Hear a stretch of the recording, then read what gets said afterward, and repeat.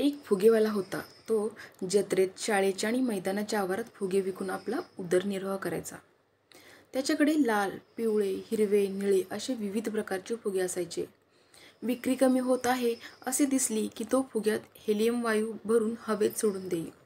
उंच हवेत उडणारा फुगा पाहून मुले फुगे घ्यायला त्याच्याकडे गर्दी करत आणि भरपूर फुग्याचा खप होत असे. एकदा असेच फुगे विकत असताना एक छोटी मुलगी त्याच्याजवळ आली आणि तिने विचारले, "काका, हा गुलाबी रंगाचा फुगाही असाच आकाशात उडेल का?" तिच्या जिज्ञासाचे त्याला कौतुक वाटलं आणि प्रेमाने त्यांनी उत्तर दिले, "बेटा, फुगा त्याच्या रंगामुळे उंच आकाशात उडत नाही, तर त्याच्या आत जी हवा आहे त्यामुळे तो उडतो."